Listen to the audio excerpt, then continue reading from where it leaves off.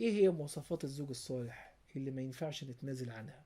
هتلاقيه الزوجة الصالحة ان شاء الله، هتلاقيه الموفقة، هتلاقيه اللي عايزة آخرة مش عايزة دنيا، هتلاقيه اللي بيتها طيب ومهضة عيالها، هتلاقيه اللي بتجاهد نفسها. هل متصور ان الزوج الصالح يزعل زوجته؟ اه. هل متصور ان الزوجة الصالحة تزعل زوجها؟ اه. هل متصور ان الزوج الصالح يعيش مع زوجته ايام صعبة جدا جدا؟ اه. هل متصور ان الزوجة الصالحة تعيش مع جوزها ايام صعبة جدا جدا؟ اه. جماعة احنا بنحط مواصفات للزوج الصالح والزوجة الصالحة عشان نبقى احنا ازواج صالحين والبنات تبقى زوجات صالحات، مش عشان نتأمر على بعض. انت زوج صالح، انت مش زوج صالح، انت زوجة صالحة، انت مش زوجة صالحة. انت بتعرفي مواصفات الزوجة الصالحة عشان تبقي زوجة صالحة، وانت بتعرف مواصفات الزوج الصالح عشان تبقى زوج صالح، وعشان لما تيجي تختار تحط المقاييس دي قدامك. انما مش معنى ان انت زوج صالح او ان انت زوجة صالحة ان احنا لما نتقابل كزوج صالح مع زوجة صالحة مش هنلاقي دنيا اتنين ملايكة بقى دخلوا الجنة. ده مش هيحصل. ودي من السذاجة ان انا اتخيل ان مفيش مشاكل. مين قال ان مفيش مشاكل؟ هيحصل مشاكل،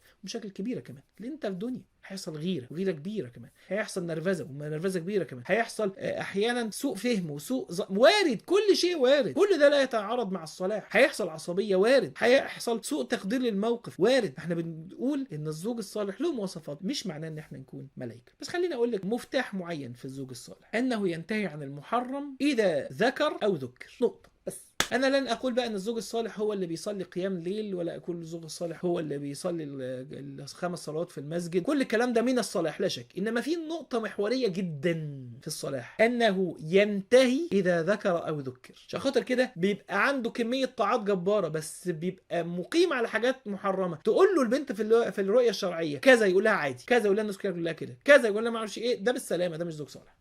الصالح لا يستمرئ ويعتاد ويشرعن معصية الله عز وجل أبدا.